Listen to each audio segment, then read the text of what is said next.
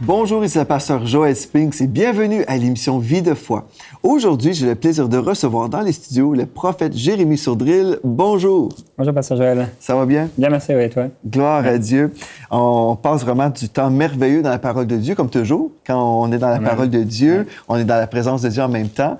Et cette semaine, on parle du jeûne, un sujet qu'on n'entend pas souvent dans le corps de Christ. On n'aborde pas nécessairement le sujet du jeûne très souvent, mais c'est très important pour nous de connaître cette dimension tout à fait normale de la vie chrétienne normale, n'est-ce pas? Plusieurs chrétiens ne jeûnent jamais, tandis qu'il y en a d'autres comme toi qui jeûnent beaucoup. Mais on devrait avoir ce désir de jeûner parce que Jésus nous a dit justement qu'on arriverait à un temps où l'époux serait parti et l'épouse, nous les enfants de Dieu, on devrait jeûner. Donc, c'est une pratique que tu encourages certainement. Oui, bien sûr, je l'encourage. Excellent. C'est bénéfique. Amen, gloire à Dieu. Et aujourd'hui, on veut parler justement de ce jeûne par rapport à trouver la volonté de Dieu.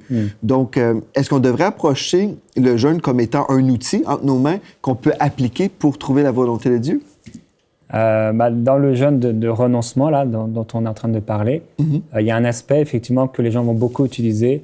Ils vont utiliser le jeûne pour connaître la volonté de Dieu. Et c'est vrai qu'il faut mentionner que un outil, peut-être, oui, c'est quelque chose qu'on va utiliser pour se disposer à entendre et à connaître la volonté de Dieu. Mais une fois encore, il faut le rappeler, c'est pas le fait de ne pas manger qui va faire que je vais entendre ou connaître la volonté de Dieu et encore moins que je vais appliquer la volonté de Dieu. Donc pour moi, un ingrédient essentiel, on a parlé de l'amour, c'est la fondation de tout, mais l'ingrédient essentiel par rapport à ce point important, trouver la volonté de Dieu pour sa vie, c'est être prêt à faire tout ce que le Seigneur me demandera, quoi que ce soit qu'il me dise. Je crois que Dieu aura du mal à me parler ou à me confier ses secrets si je ne suis pas prêt intérieurement à faire ce qu'il va me dire. Donc, il faut être totalement abandonné. Oui, il faut être abandonné et le fait de se priver de cette nourriture-là, c'est déjà une forme d'abandon.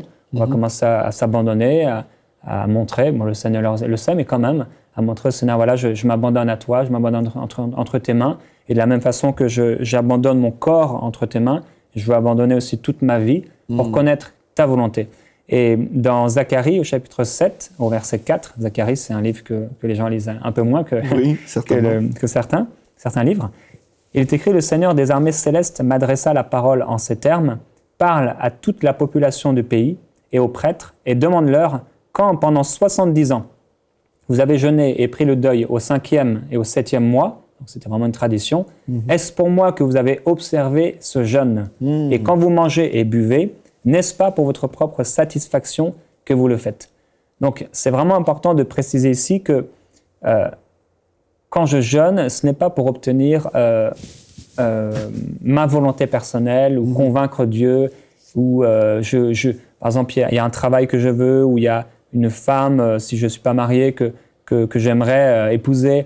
Et je ne jeûne pas pour convaincre Dieu de me donner cette chose-là ou cette personne-là, ou pour ce contrat, etc. Mais je me place en dessous, en fait, de Dieu. Pas au-dessus de Dieu, c'est lui qui doit se soumettre à moi, mais je me place en dessous de Dieu. Et la disposition de mon cœur, je le fais pour Dieu. Seigneur, je veux connaître ta volonté et je dois être prêt de faire ce qu'il va me dire, quoi qu'il me dise. Donc ça, c'est ce type de jeûne, de renoncement toujours, et c'est là que c'est important de le préciser, que trouver la volonté de Dieu, c'est dans ce jeûne de renoncement. Je renonce à ma vie. C'est pas, moi je veux réussir, je veux avoir le succès, maintenant je jeûne pour avoir encore plus de succès, Oui, mais le but, c'est pas ça. Le but, c'est je veux m'approcher de plus en plus avec une finesse, une précision de la parfaite volonté de Dieu pour ma vie. Parce que parfois, si on ne veille pas, si on ne fait pas attention, on s'écarte petit à petit. Il y a des ministères comme ça qui se sont écartés. Dans notre vie aussi, entre guillemets, terre à terre, dans le travail, dans ce que Dieu nous demande aussi de faire, on peut petit à petit s'écarter. Et ce jeûne-là, c'est un jeûne qu'on peut faire régulièrement, qu'on peut faire au moins une fois par année, de prendre du temps à part. Seigneur, je veux connaître ta volonté. Peut-être tout va bien, j'ai ma famille, peut-être ma maison, mon travail, mais Seigneur, non, je veux plus. Je veux connaître, certainement, tu as une volonté. Et quelque chose d'important, dans Hébreux chapitre 11, au verset 8, il est dit que c'est par la foi qu'Abraham a obéi à l'appel de Dieu, qui lui ordonnait de partir pour un pays qu'il devait recevoir plus tard en héritage. Et il est écrit, il partit sans savoir où il allait. Et des fois, tu l'as mentionné juste avant que tu partes en Alberta, tu ressentais ce besoin de jeûner. Moi, c'était de jeûner des médias. Et tu ne savais pas que Dieu allait t'amener dans les médias. C'est ça. Et des fois, on ressent dans l'esprit, c'est comme notre esprit, il est en train de tirer à l'intérieur de nous, entre guillemets, en train de dire, hey, je veux jeûner. Il y a quelque chose que Dieu veut me dire. La Bible dit que qui connaît les choses de l'homme, si ce n'est l'esprit de l'homme qui est en lui. Enfin, des fois, notre esprit, il connaît des choses que notre tête ne connaît pas. Et il nous dit là, il y a quelque chose que Dieu veut te dire. Et aussi, le Saint-Esprit en nous nous dit, Dieu veut te parler, il y a quelque chose. Et des fois, on ne prête pas attention. Et on va passer à côté d'un bénéfice que Dieu aurait voulu nous donner parce qu'on méprise, on méprise le Saint-Esprit et cette voix intérieure qui nous pousse à la consécration, mais aussi Dieu avait une volonté à nous donner, à nous préciser. Des fois, même les gens, ils prient pour connaître la volonté de Dieu. Ils prient, mais ils ne sont pas disposés intérieurement. Ils ne sont pas prêts à écouter réellement la voix du Seigneur. Et lorsqu'on cherche la volonté de Dieu dans le jeûne, dans la prière, on se met en position de soumission à Dieu. C'est ça. Et quand on parle de soumission, c'est d'être soumis à la direction du Saint-Esprit. Par exemple, des fois, comme tu dis, comme Abraham, on ne sait pas trop pourquoi Dieu nous appelle à jeûner, mais on ressent dans notre esprit, l'Esprit de Dieu m'appelle à jeûner. Et des fois, je me souviens, quand je disais à mon épouse, bien là, je ressens que je dois jeûner. Et des fois, ma femme vient tout juste de faire des courses. Oui. Si j'avais su, je n'aurais pas acheté des choses. J'ai déjà eu cette remarque. Oui, toi aussi, tu as déjà eu cette remarque. Ou des fois, comme ma plus jeune Félicité, « Ah, encore! » Mais des fois... mais en fait, c'est ça, c'est qu'on veut se soumettre à Dieu, mais je sais que mon épouse m'appuie dans tout ce que Dieu me dit de faire. Des fois, c'est juste humainement, on a des réactions. Mais dans ton cas, la soumission à Dieu pour le jeûne, est-ce que tu as rencontré parfois de l'opposition? Parce que tu ressens que Dieu t'appelle à faire ça, mais est-ce que tu as déjà ressenti de l'opposition? Là, ici, je ne parle pas de ton épouse Annabelle, mais spirituellement, que l'ennemi veut t'empêcher de jeûner ou tu as ressenti, je ne sais pas, quelque chose qui freinait? La première fois que j'ai voulu jeûner, je crois que j'avais 19 ans à peu près, et je suis arrivé à la maison et comme toi, moi c'était mes parents, j'étais chez eux, et j'ouvre le frigo, je ne sais pas d'ailleurs, peut-être pour prendre à boire, et là il était plein, mais je n'avais jamais vu aussi plein. Et c'est vrai que des fois, souvent ça arrivait à des gens, ils se disent je vais jeûner, et ils sont invités au restaurant par quelqu'un qui les invite jamais. Ils sont invités. Et je pense que des fois c'est naturel, des fois c'est les circonstances. Des fois je pense qu'il y a quelque chose derrière, peut-être Dieu, comme une épreuve, c'est pas quelque chose de mauvais. Et il veut voir ce qu'il y a à l'intérieur de nous réellement. Et je pense qu'il faut accomplir le vœu qu'on a formulé. J'aime beaucoup Jonas, il est là dans le grand poisson. Il n'a pas accompli les vœux de Dieu. Au bout d'un moment, il se repent. Il revient à lui-même, comme ce fils prodigue un peu. Et il dit, maintenant, j'accomplirai les vœux que j'ai formulés. Et c'est bon, en fait, de pouvoir se dire, non, moi, je vais accomplir les vœux que j'ai formulés. Donc, de l'opposition, à part ce type, entre guillemets, d'opposition, qui sont plus des épreuves naturelles, je ne crois pas avoir, en tout cas, de me souvenir particulièrement d'une opposition particulière. Moi, je me souviens, la première fois, c'est pas vraiment une opposition, mais comme tu mentionnes, j'étais à l'Institut biblique à l'époque, et c'était, de mémoire, la première fois que je jeûnais. J'avais pris une décision envers Dieu, et puis à l'Institut biblique, j'avais pas beaucoup d'argent, je sortais pas beaucoup au resto, et le jour où j'ai décidé de jeûner, j'ai reçu ma première invitation au resto. Voilà. Je vais t'offrir un repas. Et puis, c'est là où on doit, si on veut chercher la volonté de Dieu, bien, on doit faire la volonté de Dieu, premièrement. Et la première chose, ça serait d'honorer notre parole. Exactement. Donc, si on a fait un vœu envers Dieu, et on doit l'honorer. Mais c'est vrai qu'il peut y avoir comment tu as appelé le mot? L'opposition. De l'opposition. On voit, par exemple, dans le ministère de Jésus, lorsqu'il est en train de jeûner, c'est une histoire de nourriture. Le diable vient et lui dit « transforme ces pierres en pain ». C'était bien une histoire de nourriture ici. En fait, le diable voulait le pousser à casser son jeûne d'une façon humaine et naturelle. C'était une histoire de jeûne, en fait.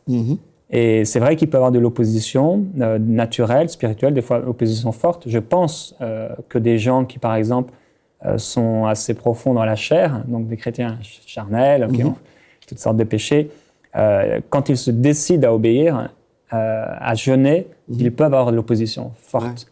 Je suis convaincu qu'il y a des gens un peu partout dans le monde qui ont fait ces expériences-là, d'opposition, de peur, peut-être de crainte, d'une atmosphère qui devient lourde, peut-être des gens qui disent si tu manges pas, tu vas mourir, ou il va t'arriver quelque chose. Je crois qu'il peut y avoir de l'opposition. Oui. Je pense juste en parlant de nourriture, je pense au premier péché d'Adam et Ève. Le premier péché est relié encore à la nourriture, un fruit défendu. Et c'est spécial comment l'ennemi a utilisé la nourriture contre l'humanité. Ouais. Donc, on peut vivre une transformation à ce niveau-là et racheter nos aliments pour la sainteté et manger selon la direction de Dieu aussi. Donc, on va jeûner selon la direction de Dieu. On va manger selon la direction de Dieu. C'est plus facile de le dire, hein? Ouais. Si on a une dent sucrée. Mais c'est une chose qu'on devrait viser. Donc, accomplir la volonté de Dieu. Donc, je vais résister à tes fruits, Pasteur Joël. Oui. Alléluia. Il y a un autre passage aussi dont on a juste mentionné. C'est Jésus à Gethsémanée, dans Matthieu chapitre 26. Il commence à éprouver de la tristesse, des angoisses. Et là, il dit « Mon âme est triste jusqu'à la mort. Restez ici, veillez avec moi. » On parlera plus tard de ça. Puis, ayant fait quelques pas, il va se jeter sur sa face. Il va dire « Mon Père, s'il est possible que cette coupe s'éloigne de moi, mais non pas ce que je veux, mais ce que tu veux. » Bon, il se retrouve devant une difficulté, devant une montagne, devant une épreuve. Et il est dans un temps où il va dire « Seigneur, non pas ce que je veux, mais ce que tu veux, non pas ma volonté, mais ta volonté. » Ça, c'est l'image bien connue de Gethsémanée. Quelqu'un a appelé ça la prière de dédication ou de soumission à la volonté de Dieu. Ouais. Ça va avec le passage dans Proverbes, chapitre 3. Quand j'avais 19 ans, ce passage m'a beaucoup nourri dans un temps qui était très particulier aussi, puisque c'était un temps, à la fois je venais de me marier, mais aussi enseigne-moi qui allait venir juste après. Donc un déménagement, une vie livrée à Dieu, et tout un tas de choses derrière. Ce passage m'a beaucoup béni, il me bénit encore beaucoup. Confie-toi en l'Éternel de tout ton cœur et ne t'appuie pas sur ta sagesse ou ton intelligence. Reconnais-le dans toutes tes voies et il aplanira tes sentiers. C'est tellement bon, c'est fort. Confie-toi en l'Éternel de tout ton cœur. Ne t'appuie pas sur ta sagesse. C'est vrai que plus on vieillit, plus on prend de l'assurance dans certaines choses, certaines dimensions. Des fois, le travail, on est peut-être directeur d'une entreprise et on sait bien comment tout fonctionne, ça roule peut-être. Mais si je m'appuie sur ça, si je m'appuie sur ma sagesse personnelle, je ne suis plus en train de reconnaître Dieu dans mes voies. On peut devenir autosuffisant. Oui, c'est ça, vraiment l'autosuffisance. Je prends ma voiture le matin, je sais très bien comment aller au travail, j'ai plus besoin de prier parce que de toute façon, je sais conduire et c'est là qu'arrivent des fois des incidents parce que on n'était plus dans cette disposition. Seigneur, je me confie en toi, je te reconnais. Même si je sais aller du point A au point Z ou au point B, j'ai tellement besoin de toi, Seigneur. Entre ce point A et ce point B, je veux connaître ta volonté. Qu'est-ce que tu veux pour moi, Seigneur? On peut devenir un professionnel, même dans le ministère. Ouais. Je me souviens, j'ai voyagé pendant un temps avec un ministère et j'ai été assez surpris parce que d'une église à une autre église... Tu ne priais pas? Non, il n'y avait pas vraiment cette vie de prière que je voyais, mais le message était identique partout. Je trouvais ça vraiment particulier et même, j'ai fait un voyage et puis... quand j'arrivais, en tout cas, je pouvais voir où lui arrivait dans son message et même les blagues qui étaient pour raconter. Et là, je voyais les gens rire, toujours comme au même endroit. Puis j'étais comme sous un choc, j'avoue. J'étais vraiment sous un choc parce que, en fait, on peut devenir un ministre professionnel. Et, un orateur, quoi. Oui, c'est ça. Et on est habitué, on est confiant en nous-mêmes. On a un certain don, un charisme. Donc, on peut livrer un message, on peut faire ce qu'on a à faire et les gens ne le voient pas nécessairement, mais on ne ressentait pas la présence de Dieu. Parce que Dieu, Dieu est merveilleux, on doit lui offrir le meilleur de nous-mêmes. Donc, on devrait justement avoir cette consécration, comme on dit tout au long de cette semaine. Et c'est triste si on arrive à cette place-là dans notre vie, là, où on n'est pas abandonné entre les mains de Dieu, mais on fait notre chose par habitude. Ouais, on devient autosuffisant. C'est vrai que dans le ministère, c'est quelque chose qu'on vit, hein, dans les messages, toujours, surtout... bon, après, il y a le ministère d'enseignants où les gens vont des fois enseigner la même chose, mais même là, c'est le danger aussi, peut-être plus pour les enseignants, de s'appuyer sur des choses qu'ils connaissent et de ne plus chercher la volonté de Dieu, de ne plus chercher cette inspiration divine qui donne de la fraîcheur et de l'onction au message, de ne plus écouter la voix de Dieu, de ne plus venir à genoux. Combien de ministères sont tombés comme ça parce que voilà, ils connaissent leur message, ils ont reçu une révélation, on les invite partout, ils donnent leur message et il n'y a plus d'intimité, il n'y a plus ce temps de Gethsémanée. C'est littéralement le pressoir à huile. Donc toutes nos émotions, notre volonté, elle est pressée. Rappelons-nous ce verset qui dit « Pour voir quelles étaient les dispositions de ton cœur. » Il dit « Je t'ai fait passer dans le désert, je t'ai fait connaître la faim, pour voir quelles étaient les dispositions de ton cœur. Ouais. » Dans ces temps de jeûne, on dit « Seigneur, non pas ma volonté, mais la tienne. » Peut-être Dieu va pointer des choses, oui, mais toi, tu as toujours dit que tu ferais ça, ou tu as toujours refusé de faire ça. Moi, par exemple, quand j'étais dans ma petite Bretagne, dans l'ouest de la France, je disais jamais j'irai à Paris, jamais j'irai au Groenland. J'ai d'abord été à Paris, et après, plus tard, au Canada, qui pour moi était très proche du Groenland. Alors, il fait moins 15 degrés en ce moment dehors. Et ce passage, confie-toi à l'Éternel de tout ton cœur, ne t'appuie pas sur ta sagesse, reconnais-le dans toutes tes voies. Et il aplanira tes sentiers. C'est bon, des fois, on veut aplanir nos sentiers, on prend des professionnels, on va voir des avocats, des notaires, des banquiers, je ne sais quel professionnel pour aplanir notre sentier. Mais quand c'est Dieu lui-même qui aplanit, c'est tellement agréable. C'est tellement bon de voir Dieu qui prépare le sentier. Je n'ai pas à me creuser la tête pour acheter un appartement, une maison ou pour dans mon entreprise, dans ma compagnie, pour pouvoir l'amener plus loin. Ouais. Je vais dans le lieu secret, je reconnais Dieu et lui-même, il a plané les sentiers. Après, ça glisse. Ah oui, c'est tellement plus merveilleux. Ah oui. Ouais. Oui. Il y a un autre passage dans Actes chapitre 13, au verset 1 à 5, où là, on voit dans l'église d'Antioche des gens qui jeûnaient. Il est écrit, il y avait dans l'église d'Antioche des prophètes, des enseignants, donc c'est deux ministères qui existent encore aujourd'hui. Il y a plusieurs prophètes enseignants, il y a Barnabas, Simeon, Lucius, Manaen et Saul. Pendant qu'ils rendaient un culte au Seigneur et qu'ils jeûnaient, le Saint-Esprit dit « Mettez-moi à part Barnabas et Saul pour la tâche à laquelle je les ai appelés. » Alors, après avoir jeûné, donc ils ont jeûné avant, ils ont jeûné pendant, mais ils jeûnent encore après, prié et posé les mains sur eux, ils les laissèrent partir. Donc, on voit ici des croyants, c'est donc à nouveau une belle image que Dieu nous donne, comment, pendant que je suis en train de servir Dieu, et on verra que je peux servir Dieu par le jeûne aussi, ça a été le cas de Anne, je sers Dieu, je jeûne, et pendant que je jeûne, peut-être je ne m'y attends pas, mais le Saint-Esprit parle. On a dit des fois, comme Abraham, Dieu nous a appelés quelque part, mais on ne sait pas c'est quoi, mais on ressent que Dieu nous pousse à jeûner parce qu'il veut nous parler. Ouais. Et là, ça a été leur cas, pendant qu'ils jeûnaient, pendant qu'ils servaient Dieu, qu'ils rendaient un culte à Dieu, et c'est bon de rappeler qu'en tant qu'on jeûne, on rend un culte à Dieu, on adore Dieu, on loue Dieu, on passe du temps avec Dieu. Le Saint-Esprit a parlé à ce moment-là. Ouais. C'était dans un temps de jeûne. Ouais. Des fois, on cherche la volonté de Dieu, et des fois, l'un des pièges que les gens vont faire, c'est qu'ils vont aller voir l'homme de Dieu et un invité, voilà, prier pour connaître la volonté de Dieu. La Bible nous donne nous indique certaines choses. Déjà, on peut changer nos façons de penser et méditer la parole de Dieu, on connaîtra la volonté de Dieu. Mais si le temps de jeûner, il y a un temps pour jeûner, pour connaître la volonté de Dieu. Qu'est-ce que va faire ce jeûne? C'est qu'en fait, on ouvre nos oreilles. La chair commence à se taire, à s'effacer petit à petit. Je deviens libre, beaucoup plus libre à l'intérieur de moi. Spirituellement, je sens une fraîcheur, une douceur, une liberté dans l'esprit. Et mes oreilles deviennent tout à coup attentives. C'est ça. Mais comme tu mentionnes, il y a des gens qui aiment mieux aller voir un homme de Dieu parce que c'est un raccourci. D'une certaine façon, c'est plus facile. Hein? Et oui, Dieu peut donner une parole à un homme ou une femme de Dieu. Mais si on a vraiment ce désir d'entendre Dieu, bien, les enfants de Dieu sont dirigés par l'Esprit de Dieu. Donc, on devrait entendre pour nous-mêmes. Et cette année, je me souviens, en janvier 2016, j'ai reçu une parole de Dieu par rapport à l'appel de Dieu sur ma vie. Et je suis rentré dans un temps de jeûne, justement, et j'ai vécu exactement ce texte où l'Esprit de Dieu m'a dit de mettre telle personne à part à l'Église. Et c'était spécial parce que j'ai reçu une parole de Dieu dans une réunion et après coup, une des personnes qui a reçu la parole disait « Mais c'est bizarre parce que en recevant cette parole, il y a déjà quelqu'un dans la maison de Dieu qui a ce mandat en ce moment. » Mais quand j'ai donné la parole, on ignorait que cette personne était pour déménager au ciel. Donc, moi, je ne savais pas, j'avais aucune façon de le savoir, mais Dieu savait. Donc, Dieu avait dirigé, le jeûne et aussi la parole prophétique qui était pour être relâchée. Donc, c'est merveilleux comment, si on s'abandonne, c'est lui qui va planir le sentier, c'est lui qui va diriger les choses. Et après coup, on dit « Ah, Seigneur, t'es bon. » Parce qu'on voit la main de Dieu. Et là aussi, on peut avoir une conviction qu'on est dans le plan de Dieu, n'est-ce pas? Parce que Dieu a dirigé, donc il nous dirige dans son plan, c'est dans sa volonté parfaite. Donc, on peut avoir une paix dans notre cœur, même à ce niveau-là.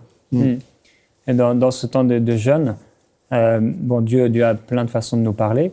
C'est intéressant de lire dans Job au chapitre 33, verset 14, où il est écrit Parce que des fois, on a une façon de penser, on pense que Dieu va nous parler. Je sais pas, certaines personnes disent peut-être Dieu doit me parler audiblement ou Dieu doit me parler de telle façon. Dieu a bien des façons de nous parler.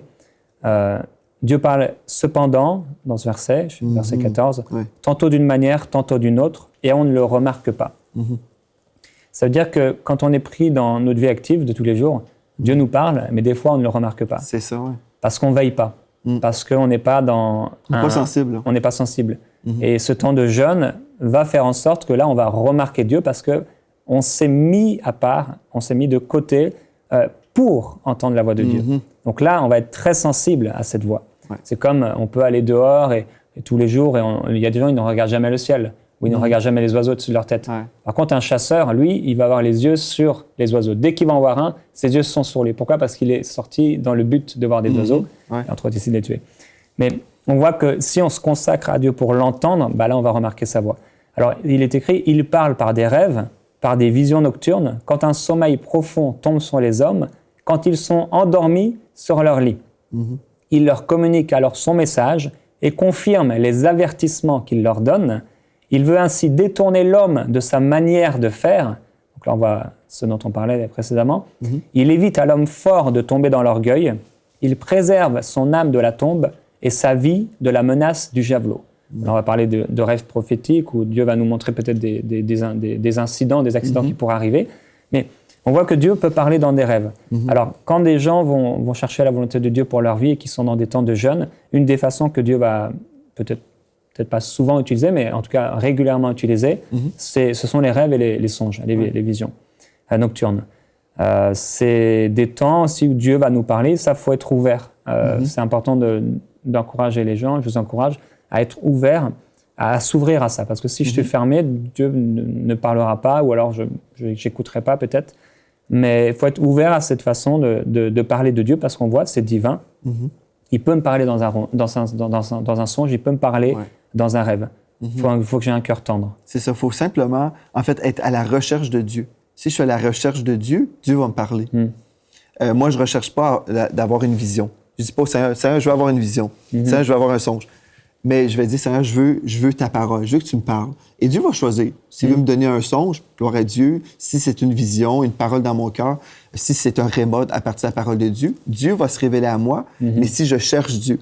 Le problème, des fois, dans le corps de Christ, c'est que les gens cherchent quelque chose de spécifique. Tu dois me donner une vision. Et là, on fabrique des choses. Et c'est là que ça devient bizarre et dangereux.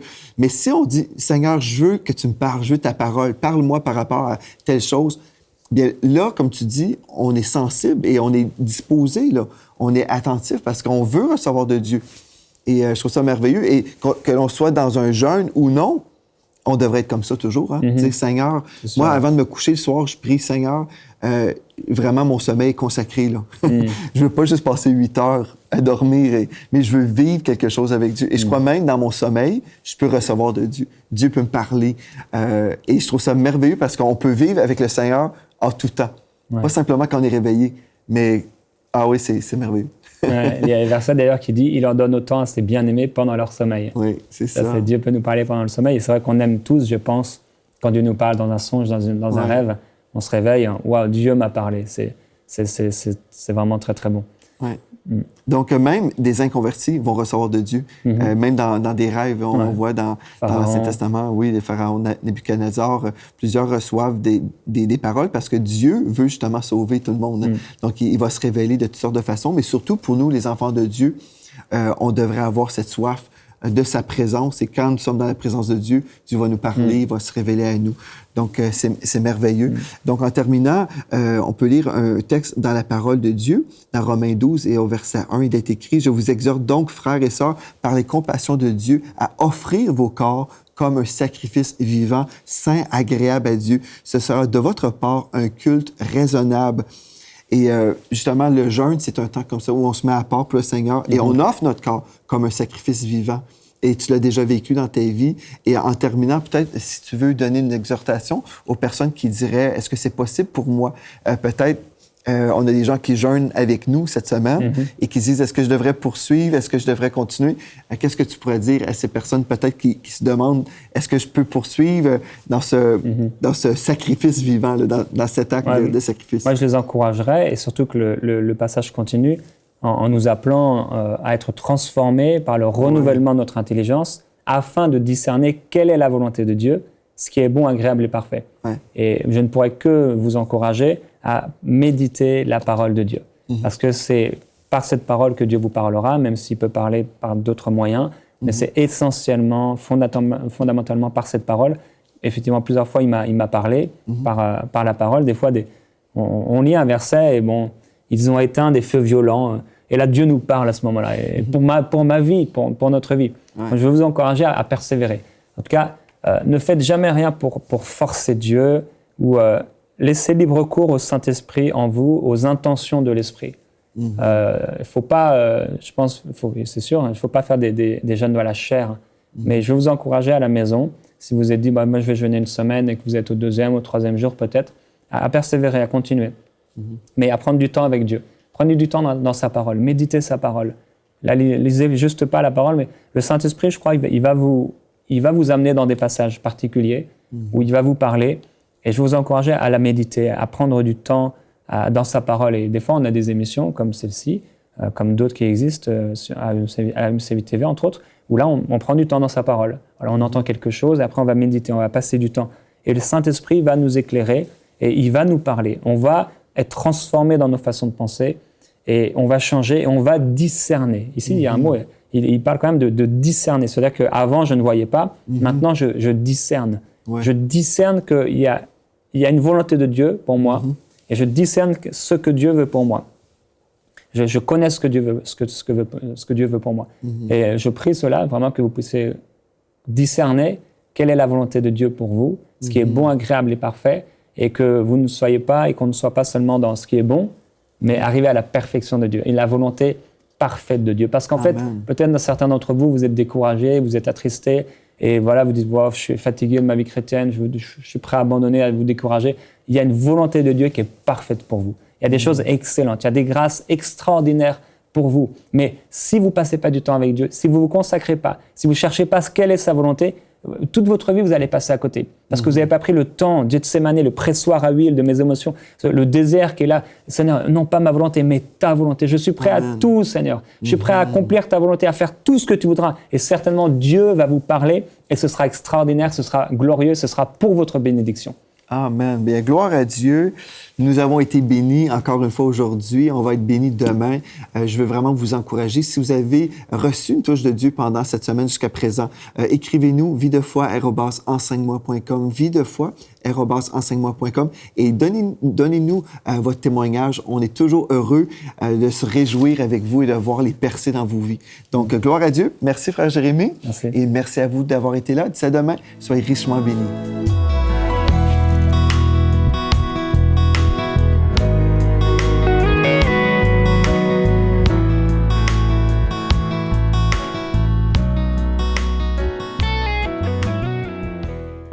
Cette émission est rendue possible grâce au précieux soutien des partenaires d'Enseigne-moi Canal International. Retrouvez tous nos programmes sur enseigne-moi.com.